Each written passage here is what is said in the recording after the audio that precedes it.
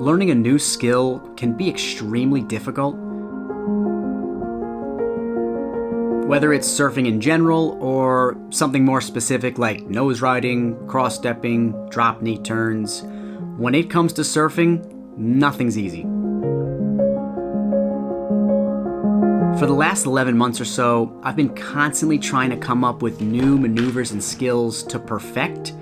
For one, just to try and improve, but also to try and make interesting videos.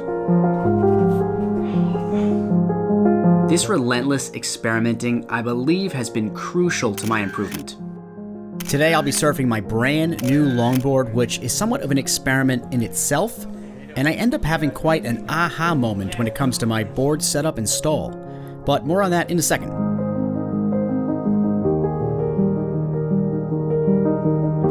When I shoot a video, I could just meet up with Gilad and shoot a regular vlog of us having a good time surfing.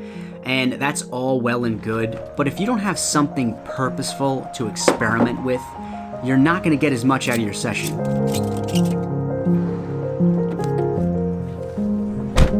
You should always aim to try something new while you're out in the water, and you don't have to overcomplicate it. You could simply try just stepping on a part of your board you've never stepped on before and see what happens. You can try turning from the middle of your board, you can try turning from the back of your board, you can try turning with both feet on the inside rail. Anything new you try is going to give you a better understanding of how your board is going to react when you put weight on different parts of the board. And where you put your weight is a huge part of longboard surfing.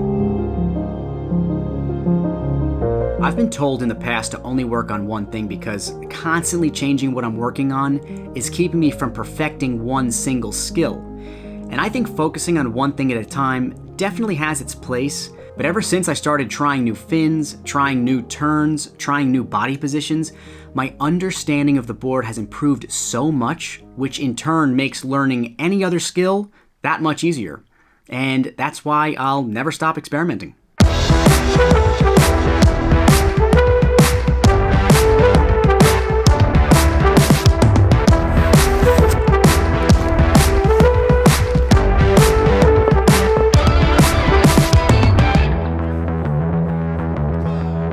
Before we get into the weeds of what I figured out today, let's take a look at some of the fun waves I caught, as well as go over some of the pros and cons of the new board.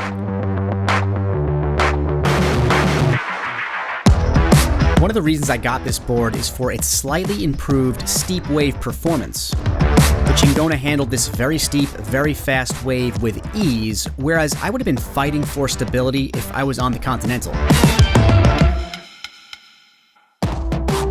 The Chingona has a bit more rocker and a slightly pulled in nose, which will lock into the pocket on a steeper wave. I had two amazing nose rides today deep in the pocket that were sadly in between drone battery changes, but the Chingona handled these nose rides with ease.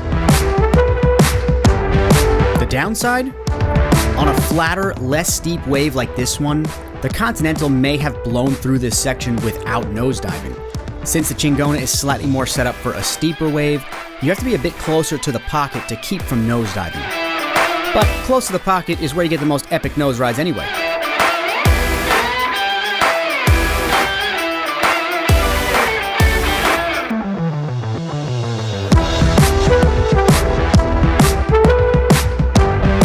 This session for me was a great example of what not to do when trying to improve at longboarding. Because I was so excited about my new board, I completely lost focus of what I was trying to accomplish. The results? Not my greatest performance. However, you learn more from your failures than your successes, as I've mentioned before, and I was able to pinpoint two mistakes I'm making. This may be slightly confusing to explain, so try and stick with me.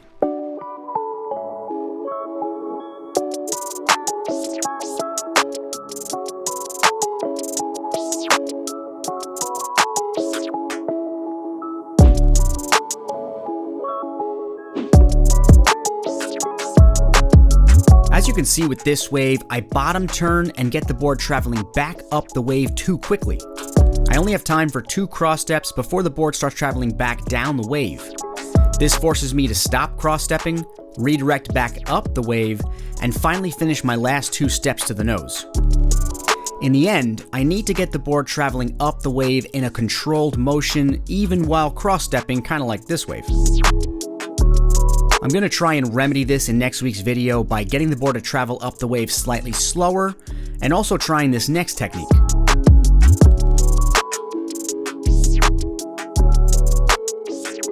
Once again, I'm reverting back to my old ways of skipping, rather than putting weight on each step to keep the rail locked in the wave. This is one of those techniques I have to keep practicing because skipping's a tough habit to break. A couple months ago, I made this video that goes into much more detail about this subject, so make sure you check that out next. Thanks so much for watching. See everybody next Thursday.